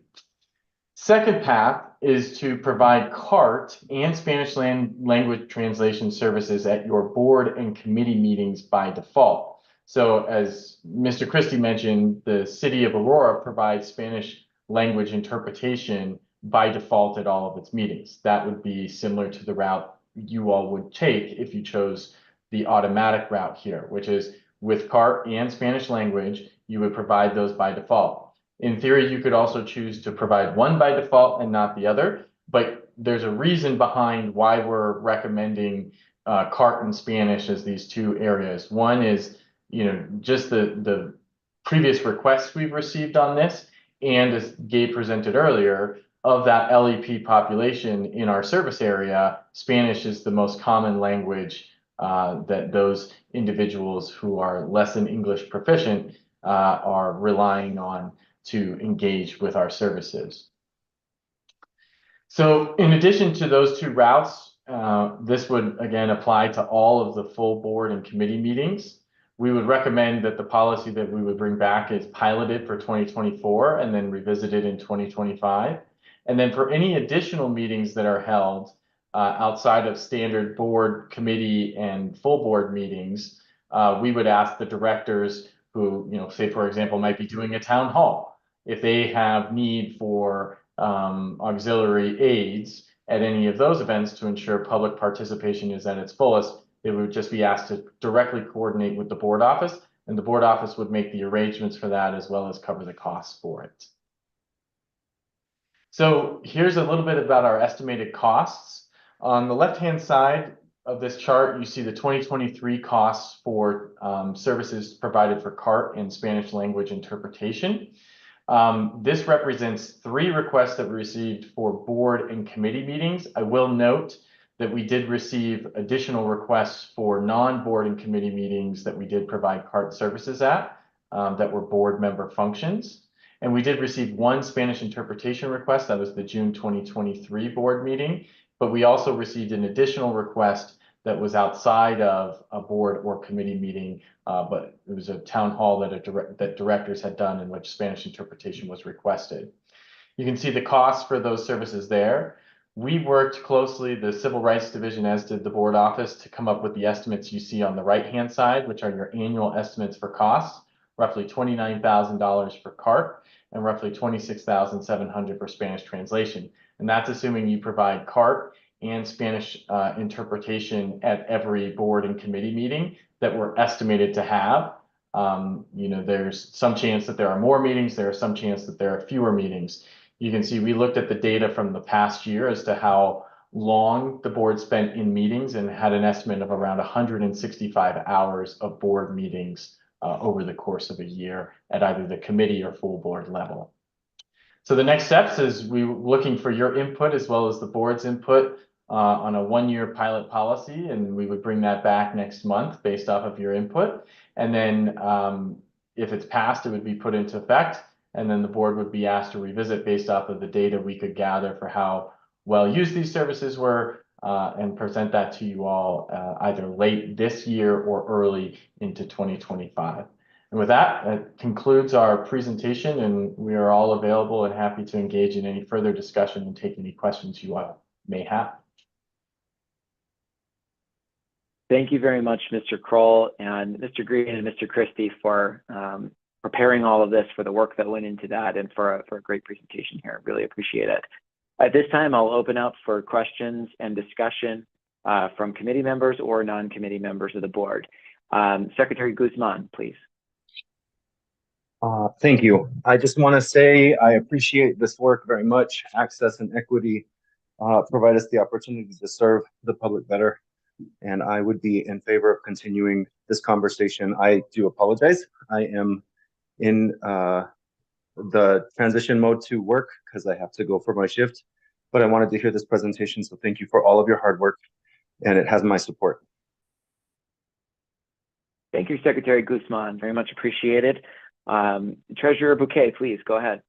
Yeah, thank you very much. I'm literally in the same situation as Director Guzman. I'm going to have to hop off soon due to my teaching obligation, but I did want to echo my support ultimately for this not recommended action, but discussion item. So thank you. Thank you. Other questions and discussion from any member of the board on the committee or not on the committee? Yes, Director Tisdale, please.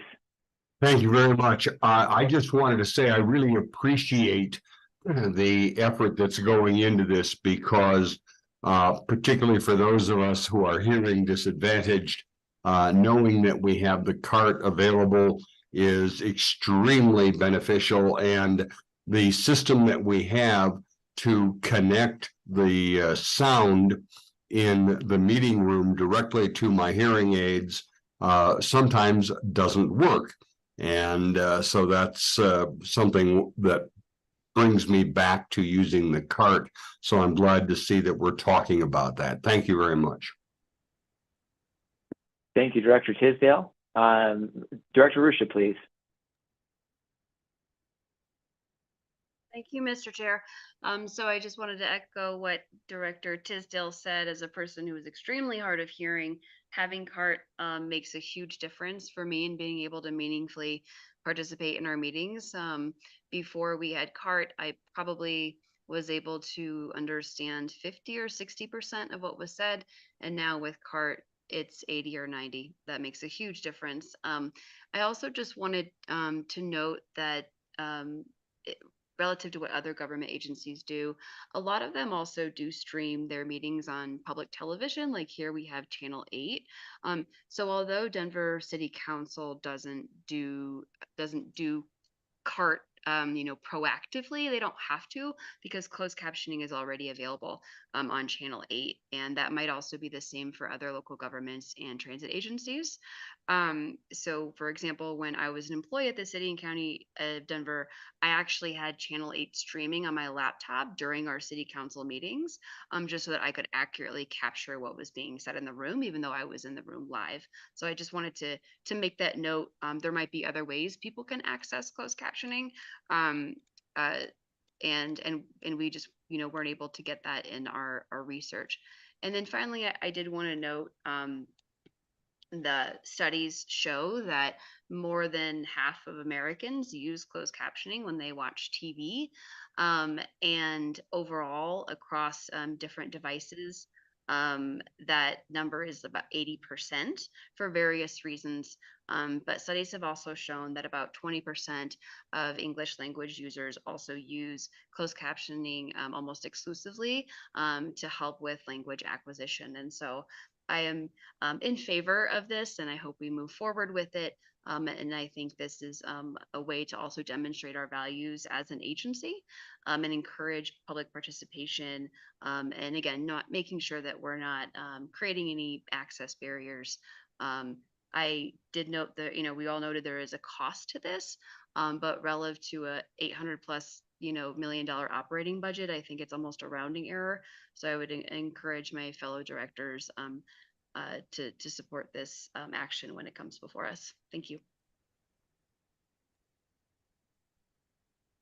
Oh, Director Davidson, you are on mute. My apologies. Thank you, Director Arusha, for the comments. Mr. Kroll, I see your hand is raised. Please go ahead.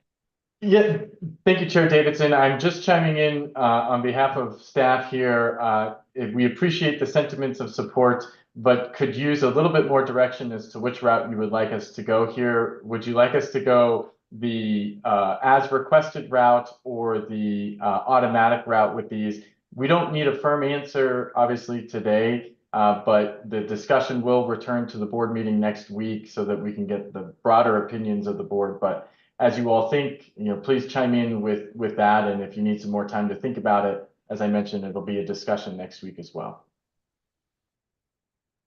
Thank you for the clarity on that. I'll go ahead and call for those who have commented if they'd like to clarify. Secretary Guzman, please. Thank you. Just one point, and then I'll give my advice. The CART also provides a real-time contemporaneous transcript of what's going on. So in case we get lost in legislative procedure, we have that record available, which is really awesome. And then the second one is, I would be all for I believe it was the second option, which is to have them standing for the year to see how that goes for the committees. Thank you, both Spanish and Thank you, Secretary Guzman. Director Tisdale, please. Yes, I favor the automatic. Thank you. Thank you, Director Tisdale. First Vice Chair Catlin, please. Thank you. I'm in favor of the automatic, given that this is a pilot program and we can assess the data after a year. And Second Vice Chair Geisinger, please.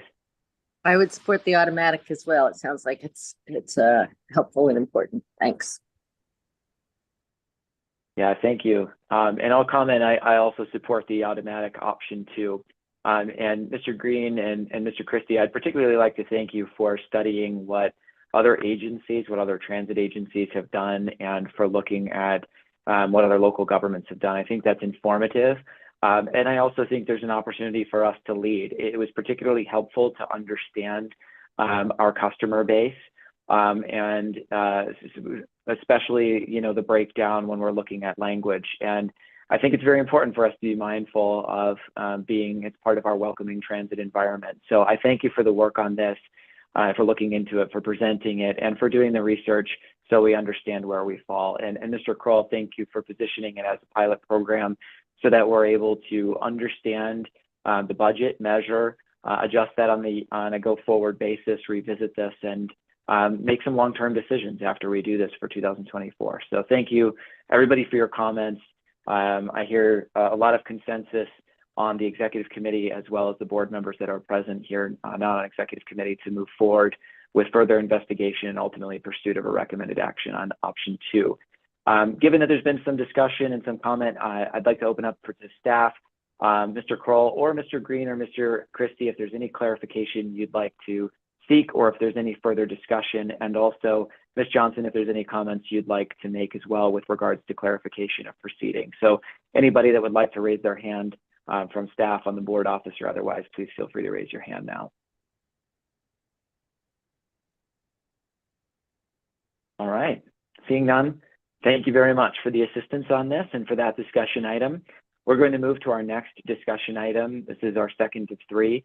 This is with regards to this is our monthly government relations report for January 2024. Mr. Davis, thank you for your patience here into a lengthy meeting here. Please go ahead and provide your report.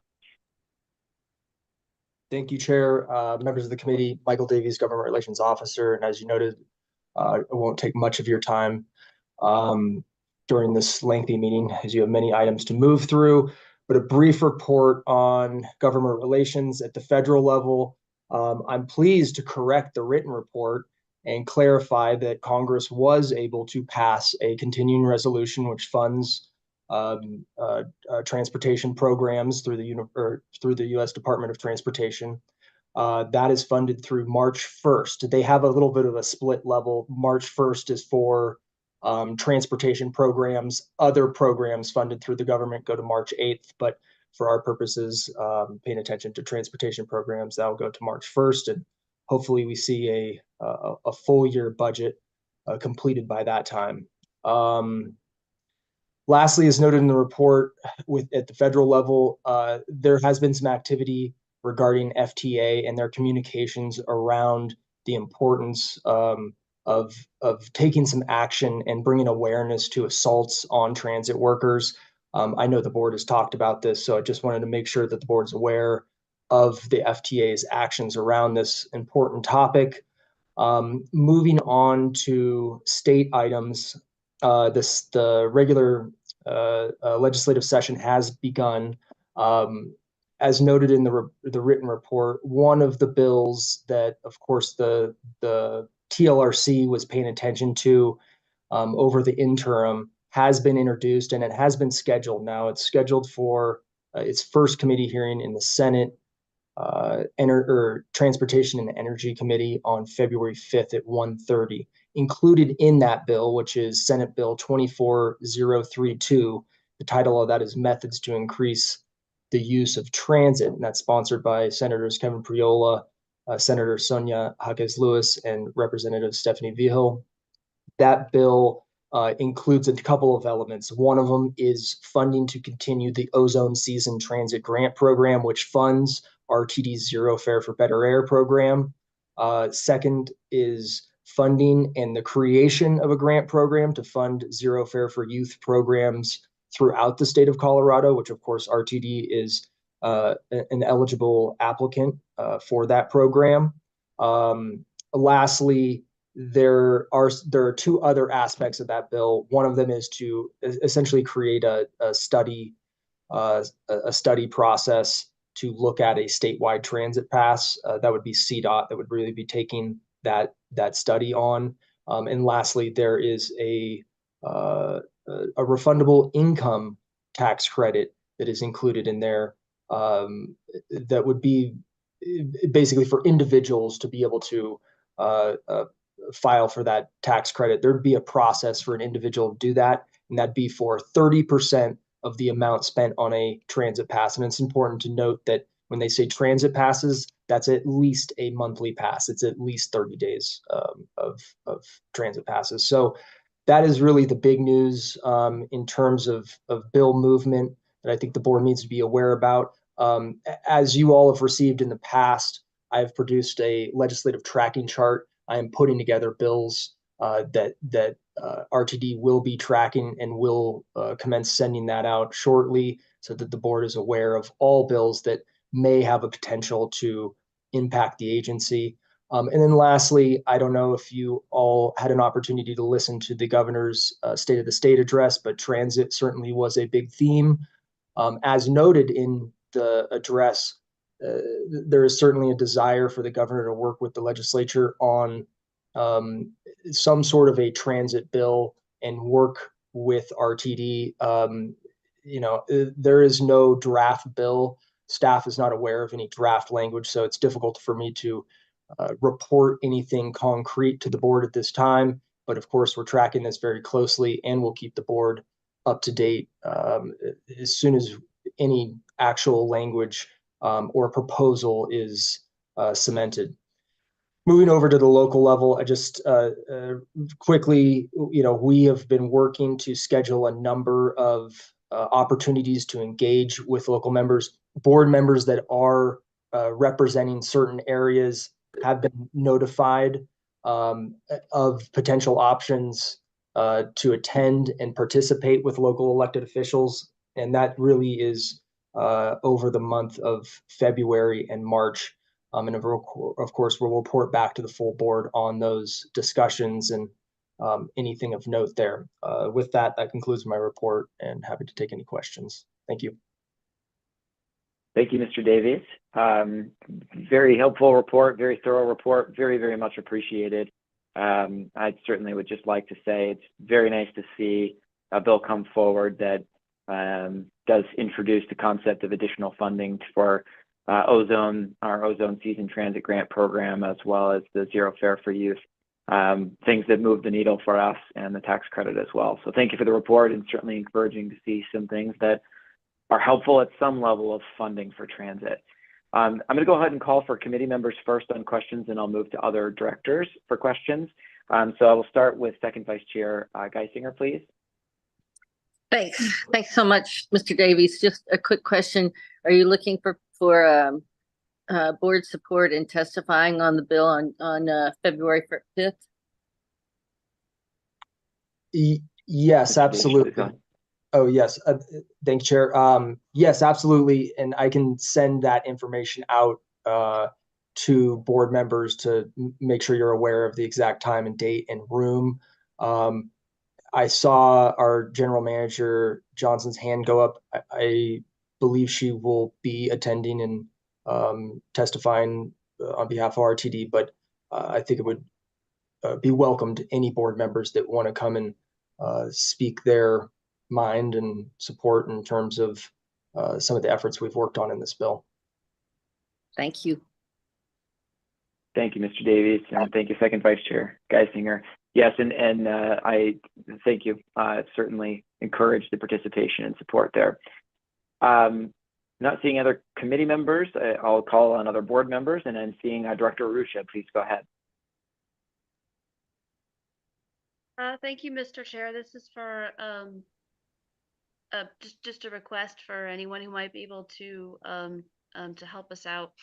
Is it possible for us to get an explainer, like a briefing on what the current status is related for assault on transit workers in terms of what state law says and what federal law says, and any changes that have been made over the last couple of years to statute? Yeah, thank you, Director Ruscia. Mr. Davies or Ms. Johnson, I'm wondering if you'd want to comment on that. I think if I understand the question, Director Ruscia, it's a status report on where are we currently and what in our legislative program adopted, what is it that we'd be moving towards? So with that, I'll open the floor to Ms. Johnson. I see your hand is out. Please go ahead.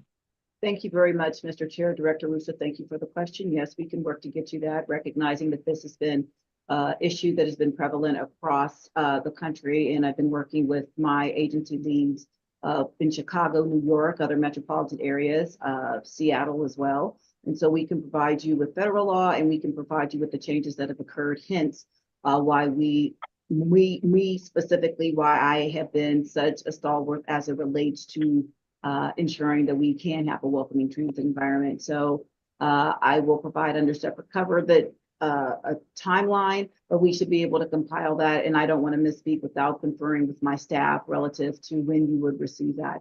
But I would say within, the next 2 weeks, probably, if not sooner. Mr. Davies? Yes. Okay. Thank you, General Manager Johnson. And yes, I've been working on a one-pager that I think would be helpful for the board to be able to use in their own advocacy efforts around this. This topic is, and largely I've been working on that in response to the board's comments and questions during the adoption of the legislative program, and trying to provide details and helpful information and materials to the board to be able to take that active role in advocating for items that you all have voted on to support. Thank you for the question, Director Ruscia. Thank you, Ms. Johnson and Mr. Davies for that. Very much appreciate it. And Mr. Davies, thank you for the organization and all of this, of developing those types of materials and these reports. It's very helpful and easy to track and follow. So appreciate that a great deal.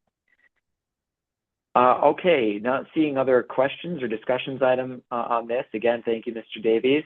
We're going to move finally to our final discussion item, which is with regards to the station naming policy review. At this time, I would like to turn the floor over to our board office executive manager, Mr. Jack Kroll, to please introduce and present this discussion item.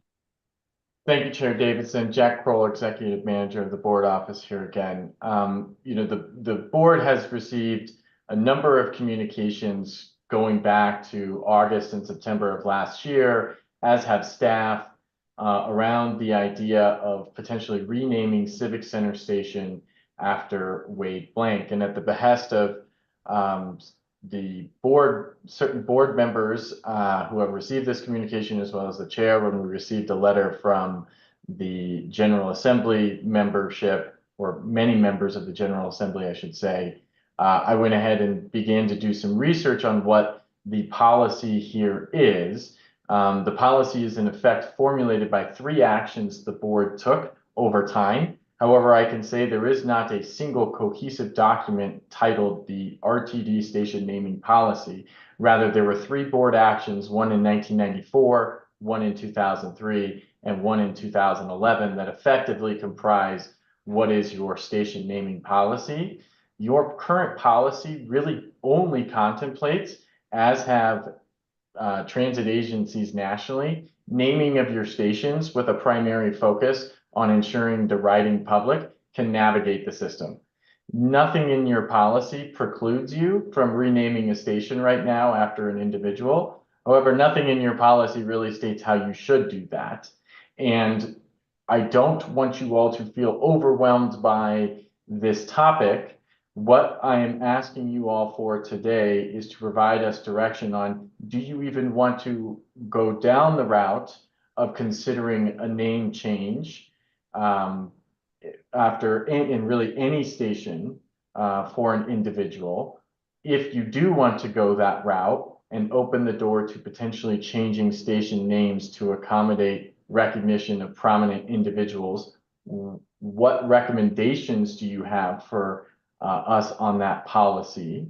And then as far as drafting and creating a policy is concerned, my recommendation is that you all the chair select 2 board members to work closely with the board office and senior staff who are intimately and very closely involved in the management of our station names to bring back recommendations to you all in March.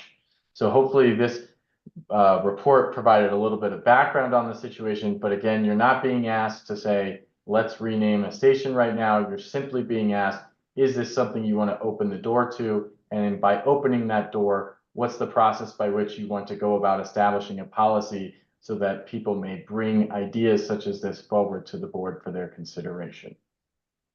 And with that, I'm happy to yield the floor back to you, Chair Davidson, and take any questions and direction on this.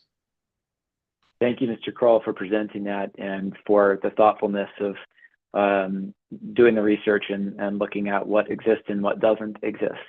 With that, I'll open up the floor for any questions or input, given that Mr. Kroll is seeking some input and guidance. First, I'll start with the executive committee, please.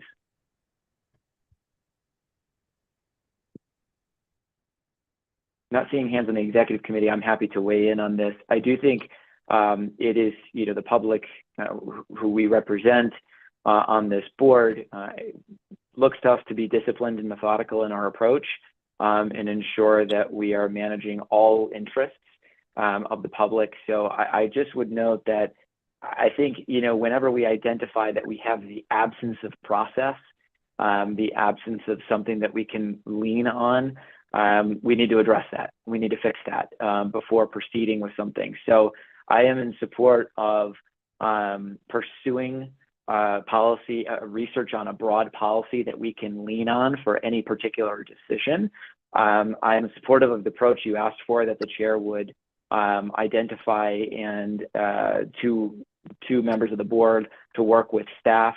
And I'm happy to work with Ms. Johnson to identify the staff members that would be then working alongside board members. I do have some thoughts around that and would ask my colleagues to give me 2 business days to put forward a proposal of who that would be.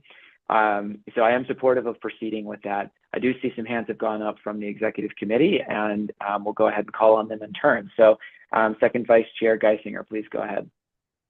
Thank you. Sorry, it took me a minute to get my hand up there, but I support this. Let's move it forward. We need a policy. We in particular, we've had the question raised with regard to Civic Center and Reverend Wade Blank, and we need to be able to answer that question. And I think the way to do that is to do the analysis and as you said, have board members join with staff in looking at a proposed policy. Thanks. Thank you, Second Vice Chair. First Vice Chair Catlin, please.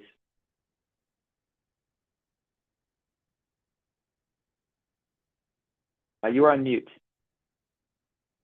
Whoops. I support your proposal, Chair Davidson.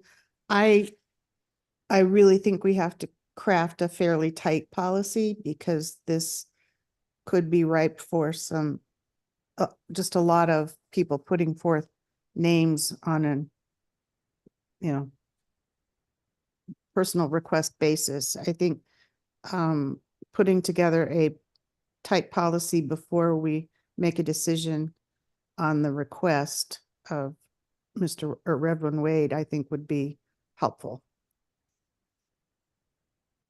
Thank you, First Vice Chair. Yeah, agreed. Secretary Guzman, please. I'm in agreement, just ditto all the previous comments. I think we need to do that. Thank you. I'll open up for other directors at this time as well. And I see Director Arusha, please go ahead. Thank you, Mr. Chair. I'm also in agreement. And to Ms. First Vice Chair's comment, I think that we need to set a high bar, and that is part of creating that really tight methodical process. So, and I also just wanted to thank Mr. Kroll for his work and all the research that he has given us so far. It was really helpful to get that context. Thank you, Director Arusha.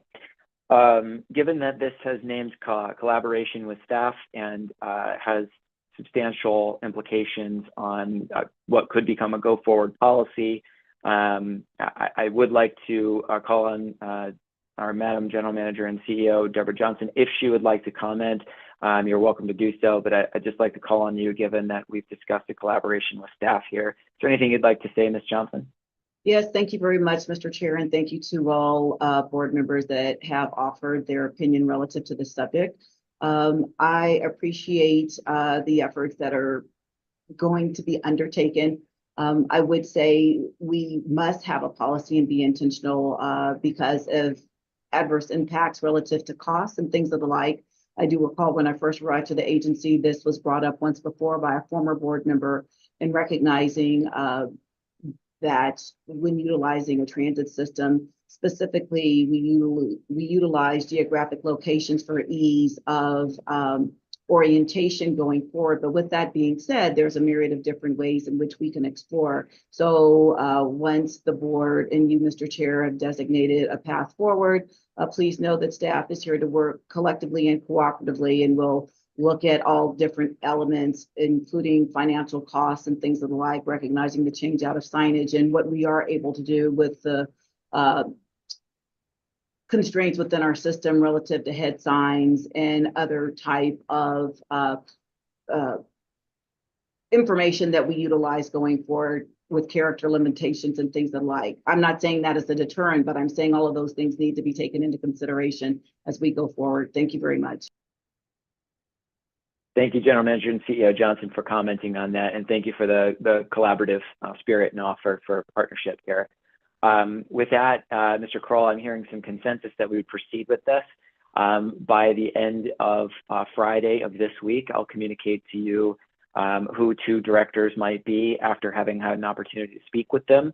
And then we can, Ms. Johnson, I'll be reaching out to you as well, and we can dialogue about the path forward. So thank you, Mr. Kroll, for organizing that. Thank you to the directors for input, and thank you, Ms. Johnson, as well.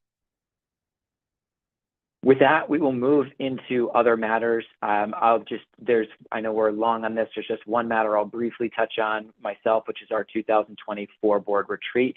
In the next few days, I am working with the board office and First Vice Chair Catlin to finalize the selection of a board retreat facilitator. Once one has been selected, I'll then turn my attention to finalizing the agenda and time for our February 24th date in collaboration with the board office. And there will be some actions coming for board members dependent upon the particular facilitator that is selected and the approach that facilitator is taking with regards to any interviews or agenda setting. So that will be forthcoming. Are there any other matters to discuss from this committee?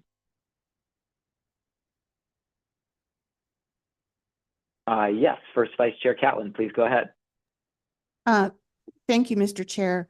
And this is directed to Mr. Kroll and Ms. Johnson.